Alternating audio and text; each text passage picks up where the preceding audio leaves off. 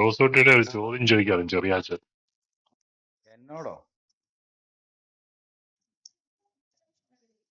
കാളക്കുട്ടിയെ കുറിച്ച്. ജോസ് കുട്ടിയുടെ കാളകൾ ബലിയായി കരയറ്റുന്ന സംശയം ഉണ്ടെന്നല്ലോ ആ അതെ നിങ്ങൾ അതെ ചോദിച്ചില്ലേ? ഷിജ, അതെ അതൊന്ന് പറയാമോ ഷിജ? നിങ്ങളുടെ വേർഷൻ. ഏതാ? ജെറുസലേമിന്റെ മതിലുകളെ പണിതാൽ കാളകൾ ബലിയായി കരയേറ്റുന്ന പ്രാർത്ഥനയിലുണ്ടല്ലോ, അത് എന്തോ അത് ഉദ്ദേശിക്കുന്നത്? ദാവീദ് എഴുതിയിരിക്കുന്നല്ലേ അത് സങ്കീർത്തനത്തിൽ?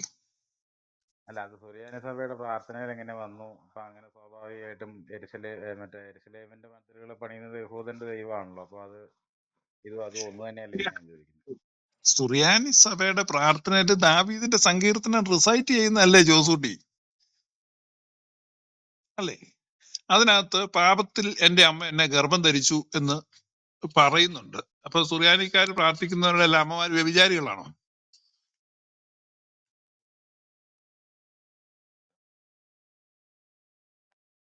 എല്ലാവരും വേറെ പേഴ്സണലൈസ് ചെയ്യുന്നില്ലല്ലോ. അത് ദാവീദിന്റെ അനുതാപ സങ്കീർത്തനമാണ് അവിടെ പറയുന്നത്. അപ്പൊ ദാവീദിന്റെ പേഴ്സണൽ എക്സ്പീരിയൻസസ് ആണ് അവിടെ പറയുന്നത്.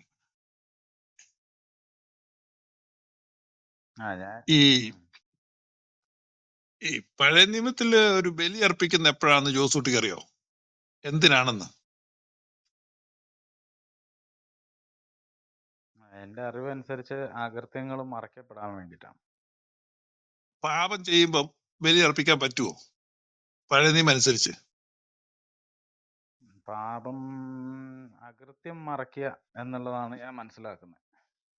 അതാ പറഞ്ഞു. ഇപ്പൊ ഒരാൾ ഒരു കൊല തെറ്റ് ചെയ്താൽ അതിന് ബലി അർപ്പിക്കാൻ പറ്റുമോ ഇല്ലയോ എന്നാ ഞാൻ ചോദിച്ചത്. പഴയ നിയമത്തിൽ യാഗങ്ങൾ അതിനല്ലല്ലോ, മറ്റേ കൊലപാതകത്തിനൊന്നും ബലിയർപ്പിച്ചിട്ട് കാര്യമില്ല. കൊലപാതകത്തിനൊക്കെ ശിക്ഷയുള്ളതാണ്. അല്ല, ഒരാള് ഇപ്പൊ പഴയ നിയമത്തിലെ ബലി എന്തിനാ? ഇപ്പൊ ആരും ഉത്തരം പറയുന്നില്ല. ഇപ്പൊ കഴിഞ്ഞ ദിവസം അനിമോൻ എന്നോടൊന്ന് ചോദിച്ചായിരുന്നു, ഇപ്പൊ എന്തിനാണ് ബലി?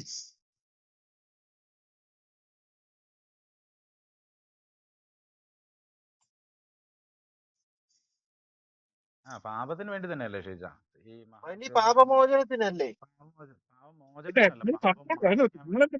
ജോസൂട്ടി എന്റെ ശബ്ദം കുറവായിട്ടോ. തിരക്കേലും കൂടെ പറഞ്ഞു ഇപ്പൊ കേക്കാവോ? ഇപ്പൊ വെച്ചോ. പിന്നെ ബൈജു ആണോ പറഞ്ഞേ പാപമോചനത്തിനാണ്? ബൈജു പറഞ്ഞു. അപ്പൊ അങ്ങനെയാണ്. അപ്പം അണ്ടർസ്റ്റാൻഡിങ് അപ്പം സത്യത്തിൽ നമ്മൾ ഓൾഡ് ടെസ്റ്റ്മെന്റ് ശരിക്കും പഠിച്ചാൽ പാപം ചെയ്യുന്നവന് ബലി ഇല്ലെന്നാണ് ഓൾഡ് ടെസ്റ്റ്മെന്റിൽ എഴുതിയിരിക്കുന്നത്. ഇതാരും ശ്രദ്ധിക്കുന്നില്ല. അത് ശ്രദ്ധിച്ച ഒരാളാണ് ദാവീദ്. അതാണ് വ്യത്യാസം. അതായത് ഈ പഴയ നിയമത്തിലെ ഹോൾ സാക്രിഫിഷ്യൽ സിസ്റ്റം ഒരു കളിപ്പീരാണ്. അതിനകത്ത് എഴുതി വെച്ചിരിക്കുന്ന ഒരുവൻ അബദ്ധവശാൽ പിഴച്ചാൽ അവന് യഹോവയുടെ സന്നിധിയിൽ യാഗം കഴിക്കാം. അതായത് മനഃപൂർവ്വം ചെയ്യുന്ന ഒരു പാപത്തിനും യാഗമില്ലെന്നാണ് പഴയ നിയമം പറയുന്നത്. ഇപ്പൊ ദാവീദ് ഊരിയാവിന്റെ ഭാര്യ കുളിക്കുന്ന കണ്ടു, അബദ്ധത്തിലല്ല, കണ്ടത് അബദ്ധത്തിലാ. പിന്നെ അവൻ വിളിപ്പിച്ചു, അവളോടുകൂടെ ശയിച്ചു. അത് കഴിഞ്ഞ് കാര്യങ്ങളൊക്കെ തിരക്കി. പിന്നെ ആ തിരക്കുന്ന അവള് കല്യാണം കഴിച്ച. അപ്പൊ ഹസ്ബൻഡ് എവിടെയാ? ജോലിയില്ല, ഇൻഫൻട്രി ഇല്ല. ഓക്കെ, അവനെ വിളിച്ചു വരുത്തി. എന്നിട്ട് ഇവൻ ഉണ്ടാക്കിയ ഗർഭം അവന്റെ തലയിൽ വെക്കാൻ വേണ്ടി അവനോട് പറഞ്ഞു, നീ പോയി പെമ്പ്രവത്തിലൂടെ കിടക്കാൻ പറഞ്ഞു. അബദ്ധത്തിലല്ല. അവൻ കൊട്ടാര പടിവാതൊക്കെ കിടക്കുകയാണ്. അവനെ പിന്നെയും പ്രേരിപ്പിച്ചു, അവൻ പോകത്തില്ല. അവൻ പറഞ്ഞു, സൈന്യ യുദ്ധത്തിലാണ്, ഞാൻ സുഖഭോഗത്തിൽ ഏർപ്പെടത്തില്ല. പിന്നെ അവന് കത്ത് കൊടുത്ത് കഠിനമായ യുദ്ധം നടക്കുന്നിടത്ത് അവനെ നിർത്തി അവനെ കൊല്ലിച്ചു. അവൻ ചത്തു കഴിഞ്ഞപ്പോ, വിലാപകാലം കഴിഞ്ഞപ്പം ബത്ശേബ രാജാവ് ഭാര്യയാക്കി. ഇത്രയും കർമ്മങ്ങളും അബദ്ധത്തിലല്ല, മനഃപൂർവ്വം ചെയ്ത.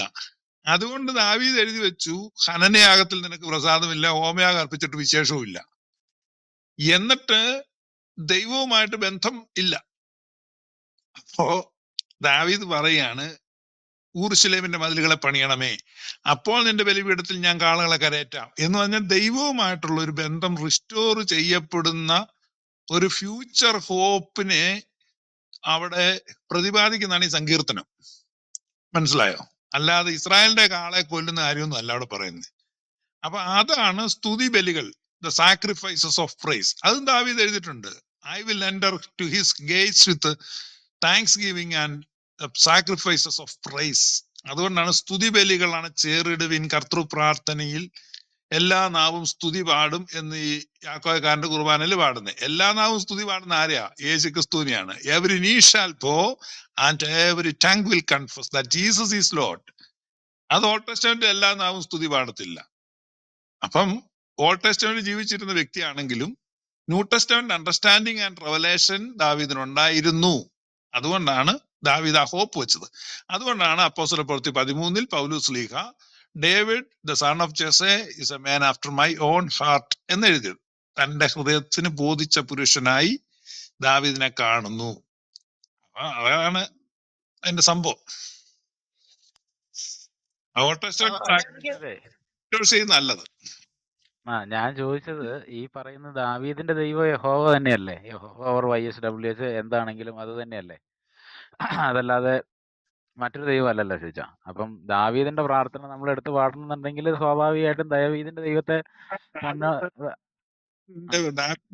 സങ്കീർത്തനത്തിൽ പറയുന്നത് കർത്താവ് എന്റെ കർത്താവിനോട്, മർക്കോസ് 12 യേശുക്രിസ്തു അത് ഉദ്ധരിക്കുന്നുണ്ട്. അപ്പൊ കർത്താവ് എന്റെ കർത്താവിനോട് പറഞ്ഞു. അപ്പൊ ദാവീദിന്റെ ദൈവം ഒരു വ്യക്തിയല്ല, യഹോവ ഏകനാണ്, തനിച്ചിരിക്കുകയാണ്, വേറൊരുത്തനും എന്റെ കൂടെ ഇല്ല എന്ന് ആവർത്തിച്ച് പറയുമ്പോ രണ്ടുപേരിരുന്ന് സംസാരിക്കുന്നതാണ് ദാവീദ് അവതരിപ്പിക്കുന്നത്. ദാവീദിന്റെ വെളിപ്പാട് എന്ന് പറഞ്ഞതാണ്. David had A new testament understanding and new testament revelation. അത് വളരെ എക്സെപ്ഷണൽ പേഴ്സൺ ആണ് ദാവീദ്. അപ്പോഴും നമ്മളുമായിട്ട് ബന്ധം വരത്തില്ലല്ലോ ഷീജ. അങ്ങനെ പറഞ്ഞു പോവാണെങ്കിൽ ദാവീദിന്റെ 2 ദൈവം അല്ലേ വരുന്നുള്ളൂ, 2 പേഴ്സൺസ് അല്ലേ വരുന്നുള്ളൂ. നമുക്ക് 3 പേഴ്സൺസ് ഇല്ലേ? അപ്പൊ നമുക്ക് എടുക്കാൻ പറ്റത്തില്ല. അപ്പൊ ദാവീദിന് 3 പേരെ പറ്റി അറിയാമായിരുന്നു എന്ന് നമുക്കറിയാൻ പറ്റും. നിന്റെ പരിശുദ്ധാത്മാവിനോട് തന്നെ ഞാൻ പാപം ചെയ്തു എന്ന് ദാവീദ് പറയുന്നില്ലേ?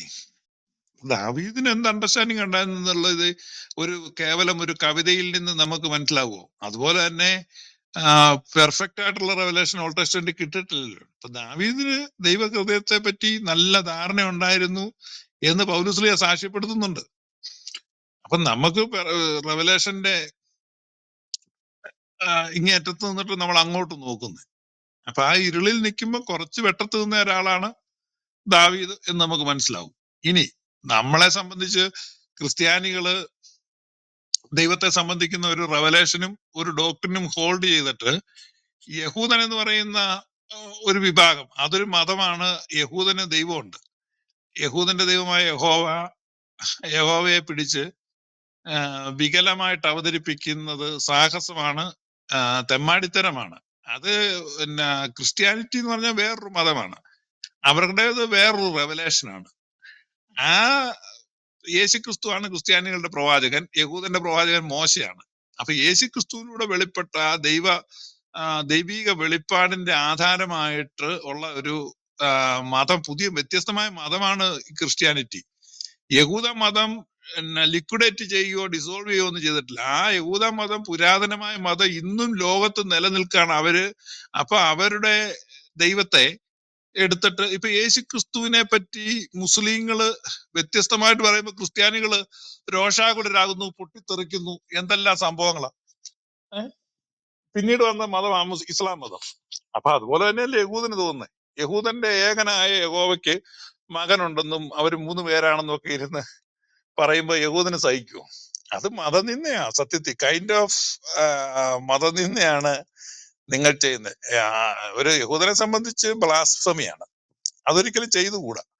അത് തികച്ചും വ്യത്യസ്തമായ ഒരു മതമാണ്. എന്തിനാണ് മറ്റൊരു മതത്തിന്റെ ദൈവത്തെ കയറി പിടിക്കുന്നത്? നിങ്ങൾക്ക് സ്വന്തമായിട്ട് ദൈവം ഇല്ലേ? നിങ്ങൾക്ക് സ്വന്തമായ ദൈവ ബോധ്യവും ദൈവ വെളിപ്പാടും ഇല്ലേ?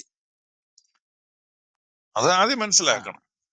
നമ്മൾ അവരുടെ കണ്ടിന്യൂറ്റി അല്ലേ, അത് കാരണം കൊണ്ടല്ലേ നമ്മൾ പറയുന്ന മോശ പണിത പെട്ടകം മാതാവിന് ദൃഷ്ടാന്തമാണെന്നും അതിനകത്ത് ഇത് പിന്നെ എന്താ പറയുന്ന ഈ 3 കാര്യങ്ങൾ ഉണ്ടായിരുന്നു, അത് ക്രിസ്തുവിന് നിഴലാണെന്നൊക്കെ നമ്മൾ പ്രഖ്യാപിക്കുന്നുണ്ടല്ലോ, പല പ്രാവശ്യം പ്രഖ്യാപിക്കുന്നുണ്ടല്ലോ. അപ്പം അതിന്റെ കണ്ടിന്യൂഷൻ തന്നെയല്ലേ ചോദിച്ചാ? അതെ, കണ്ടിന്യൂറ്റി ആണെന്ന് പറയുമ്പോ മുസ്ലിങ്ങളും നമ്മുടെ കണ്ടിന്യൂറ്റി ആണെന്നാ മുസ്ലിങ്ങൾ പറയുന്നേ. ഞാൻ പറഞ്ഞേ മനസ്സിലായോ? അപ്പൊ അത് നമ്മൾ വകവെച്ച് കൊടുക്കുവോ?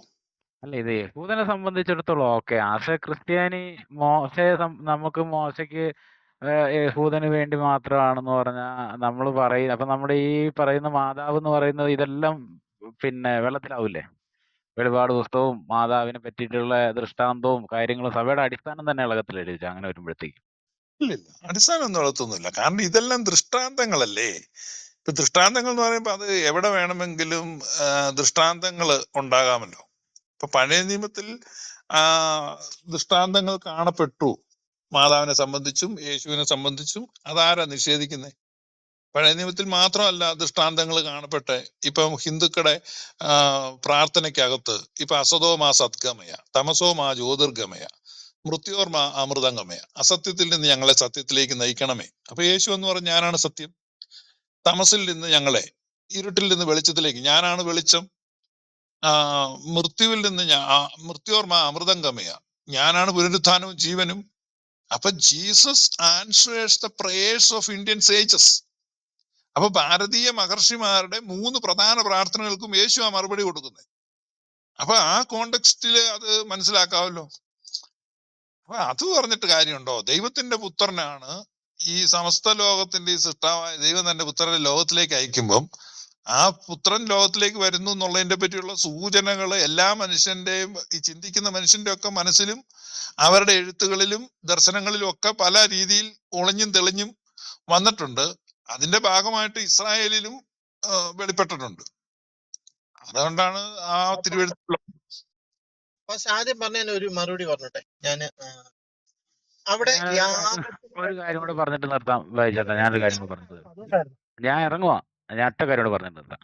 രക്ഷിച്ച ഞാൻ വിചാരിക്കുന്നത് ഈ ഹൈന്ദവ മതത്തിലോ അല്ലെങ്കിൽ നമുക്ക് അങ്ങനെ പല കാര്യങ്ങളുമായിട്ടും കോറിലേറ്റ് ചെയ്ത് കാര്യങ്ങൾ വേണമെങ്കിൽ വിശകലനം ചെയ്യാൻ, പഠിക്കാൻ, പഠിപ്പിക്കാം. പക്ഷെ നമ്മൾ ക്രിസ്ത്യാനികൾ ഇതൊന്നും എടുക്കുന്നില്ല. ഞാൻ മനസ്സിലാക്കുന്നത് മോശയ്ക്ക് വെളിപാട് കൊടുത്ത, മോശയ്ക്ക് വെളിപ്പെട്ട അല്ലെങ്കിൽ വെളിപാടുകളൊക്കെ കൊടുത്ത, മോശയെ കൊണ്ട് കാര്യങ്ങളൊക്കെ ചെയ്യിച്ച് സ്വർഗത്തിന്റെ മാതിരിയായി ഭൂമിയിൽ പണിത മറ്റേ ഇതെല്ലാം എല്ലാ കാര്യങ്ങളും നമ്മൾ അക്സെപ്റ്റ് ചെയ്യുന്നുണ്ട്. അപ്പൊ സ്വാഭാവികമായിട്ടും മോശയ്ക്ക് ഏത് ദൈവമാണോ വെളിപ്പാട് കൊടുത്തത് ആ ദൈവം തന്നെയാണ് ക്രിസ്ത്യാനികളുടെയും ദൈവം എന്ന് ഞാൻ വിചാരിക്കുന്നത്. ബാക്കിയുള്ളൊന്നും കോറിലേറ്റ് ചെയ്ത് വരുവാണെന്നുണ്ടെങ്കിൽ, ഇപ്പൊ നമ്മുടെ അങ്ങനെയൊക്കെ വരുവാണെന്നുണ്ടെങ്കിൽ അതും കൂടെ എടുക്കാം എന്നാ ഞാൻ വിചാരിക്കുന്നത്. ഓക്കെ. അല്ല ഇത് ഈ നമ്മുടെ ജോസൂട്ടി പറഞ്ഞാലേ ഈ ഇതുണ്ടല്ലോ, ഈ ക്രിസ്ത്യാനികളെ എടുക്കില്ല പൗലോസ്ലീഹ പറയുന്നുണ്ടല്ലോ. അപ്പൊ അധ്യയനിയെ ചെന്നിട്ട് പറയുന്നുണ്ട്, നിങ്ങളുടെ കവിവരന്മാർ എഴുതി വെച്ചിരിക്കുന്നു, അവരുടെ സാഹിത്യ രചനകളിലുള്ള കാര്യത്തെ എടുത്ത് കോട്ട് ചെയ്യുന്നുണ്ട്. ദൈവത്തിൽ നിങ്ങൾ, അവനിലല്ലോ നിങ്ങൾ ഇരിക്കുകയും ചരിക്കുകയും ചെയ്യുന്നു. അപ്പൊ മറ്റുള്ളവരുടെ അവരിലും ഈ ദൈവികമായ വെളിച്ചങ്ങളും എഴുത്തുകളൊക്കെ ഉണ്ടായിട്ടുണ്ട്. അപ്പൊ അതിനൊക്കെ നമ്മൾ കാണുന്നു. അതുപോലെ തന്നെയാണ് യഹൂദന്മാരുടെ ഇടയിലും നല്ല വെളിച്ചങ്ങൾ വന്നിട്ടുണ്ട്. വെളിച്ചങ്ങളുടെ ഒരു നിഴലാട്ടം ഉണ്ടായിട്ടുണ്ട്. നമ്മൾ അതൊന്നും കളയുന്നൊന്നുമില്ല. അത് പൗലോസ്ലീഹ തന്നെ അത് എക്സാമ്പിൾ ആണ്. അവിടെ ചെന്നിട്ട് നാം അവനിലല്ലോ ഇരിക്കുകയും ചരിക്കുകയും ചെയ്യുന്നു. ദൈവത്തിൽ എത്ര വലിയ വെളിപ്പാണത്. ദൈവം ഇങ്ങനെ ഒരു കുട്ടിബിംബമായിട്ടല്ല ഇരിക്കുന്നതെന്നും സർവ്വവ്യാപിയാണെന്നും നാം അവനിലല്ലോ ഇരിക്കുകയും ചരിക്കുകയും ചെയ്യുന്നുള്ള ദൈവത്തെക്കുറിച്ചുള്ള ഒരു മുഴുവൻ വെളിപ്പാടാണത്. അപ്പൊ അത് ഈ ഒരു പശ്ചാത്തലമല്ലാത്ത മറ്റൊരു ജാതികളിലും അത് വന്നിട്ടുണ്ട്. അപ്പൊ അതിനെ പൗലോസ്ലീഹ എൻഡോസ് ചെയ്ത് പറയുന്നുണ്ട്. അത് പരിശുദ്ധാത്മാവിൽ എഴുതപ്പെട്ടിട്ടുണ്ട്. അപ്പൊ നമ്മൾ അതിനെ തള്ളിക്കളയും.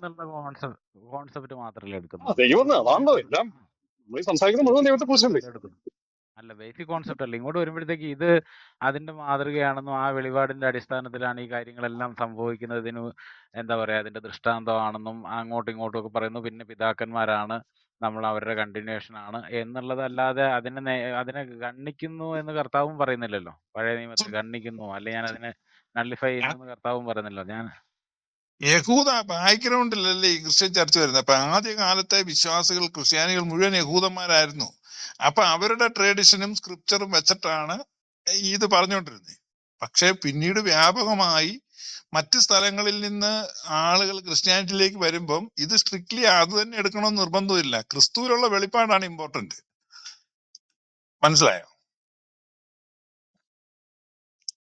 ഇപ്പൊ യഹൂദനുമായിട്ടുള്ള ബന്ധത്തെ മാറ്റാൻ വേണ്ടി തന്നെയാണ് നിക്കിയ സുന്നോദോസ് കൂടിയത്. കാരണം എല്ലാ ക്രിസ്ത്യാനികളും യഹൂദൻ പെസഹ ആചരിക്കുന്നതിനോടൊപ്പം പെസഹ ആചരിക്കുകയും പെസഹയുടെ പിറ്റേ ദിവസം ക്രൂശീകരണം അനുസ്മരിക്കുകയും അതിന്റെ പിറ്റേ ദിവസം ഈസ്റ്റർ ആഘോഷിക്കുകയും ചെയ്തുകൊണ്ടിരുന്നു.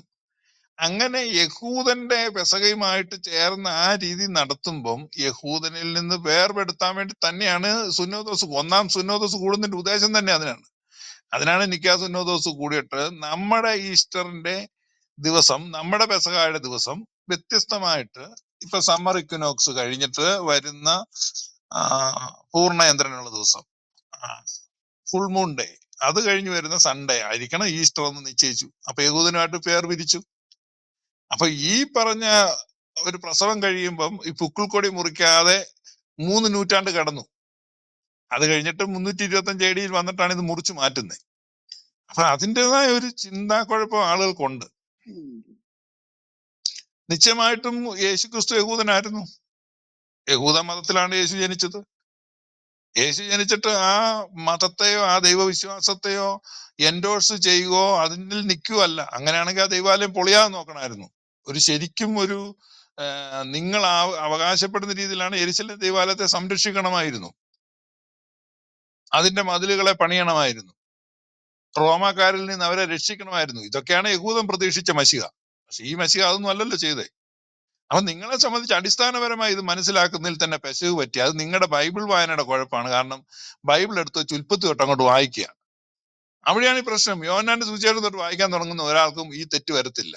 കാരണം നമ്മുടെ സൺഡേ സ്കൂൾ പാഠ്യപദ്ധതി എല്ലാം ഈ ആദി ദൈവം ആകാശം ഭൂമി സൃഷ്ടിച്ചു, ആദാമിനെ ഹവ്വായി ഉടുപ്പിച്ചു, ഏദൻ തോട്ടത്തിലാക്കി, ഇങ്ങനെ അങ്ങ് പഠിച്ചു വരുന്നത് കൊണ്ട് നമ്മൾ ക്രിസ്ത്യൻ തിയോളജി അല്ല പഠിക്കുന്നത്. മനുഷ്യ യഹൂദ പുരാണങ്ങൾ പഠിച്ചിട്ട് പിന്നെ യേശുക്രിസ്തുവിലോട്ട് വന്ന് കൂട്ടിക്കെട്ടാൻ നോക്കുക. അപ്പൊ ഒരിക്കലും നമുക്കത് ഡൈജസ്റ്റ് ആവത്തില്ല. ക്രിസ്തുവിൽ സ്റ്റാർട്ട് ചെയ്യുന്നില്ല. ക്രിസ്തുവിൽ സ്റ്റാർട്ട് ചെയ്ത് കഴിഞ്ഞാൽ ഈ പ്രശ്നമില്ല. ക്രിസ്തുവിൽ സ്റ്റാർട്ട് ചെയ്തിട്ട് അതിന്റെ ഒരു കോണ്ടക്സ്റ്റ് ആണ് ഈ ജൂദായിസം എന്ന് മനസ്സിലാക്കുമ്പോൾ ഈ പ്രശ്നം വരത്തില്ല. മറിച്ച് നമ്മൾ ആദ്യം പഠിക്കുന്നത് എങ്ങനെയാ? ദൈവത്തെ പറ്റി പഠിക്കുന്ന ഉൽപ്പത്തി പുസ്തകത്തിൽ നിന്നാ. എന്നിട്ട് പിന്നെ ദൈവത്തിന്റെ ഹീറോസ്, അത് ഗിദെയോനെ, ശിംശോനെ, ബാരാക്ക്, ഇബ്താഹ്, ഹീറോസ് ഓഫ് ഗോഡ്, പിന്നെ അവരുടെ പ്രവൃത്തികള്, യുദ്ധങ്ങള്, ഇതെല്ലാം പഠിച്ച് പഠിച്ച് പഠിച്ച് വന്ന് ഏറ്റവും ഒടുവിലാ ക്രിസ്തുവിൽ വരുന്നത്. അപ്പോഴേക്കും എന്റെ മനസ്സ് മുഴുവൻ വഷളാവും. ഇതാ ക്രൂരനായ ദൈവം, യുദ്ധം ചെയ്യുന്ന ദൈവം, ഹീറോ ആയ ദൈവം, ഹീറോയ്ക്ക് പരിവേഷമാണ്. ഒരുത്തൻ താഴെ കൂടെ നടന്നു പോകുമ്പോൾ മുകളിലത്തെ നിലയിരുന്ന അരകല്ലിന്റെ പിള്ള എടുത്ത് അവന്റെ തലയിലിട്ട് അവനെ കൊല്ലുക, ഒരു സ്ത്രീ ചെയ്യുന്ന. ഇങ്ങനെ ദൈവം വലിയ വിജയം നൽകി. ഇതെല്ലാം പഠിച്ച് മനസ്സ് മുഴുവൻ പെർവേർട്ടഡ് ആക്കിയിട്ടാണ് പിന്നെ ക്രിസ്തുവിനെ പഠിക്കാൻ നോക്കുന്നത്. ഒരിക്കലും ശരിയാവത്തില്ല. അതാണ് പ്രശ്നം.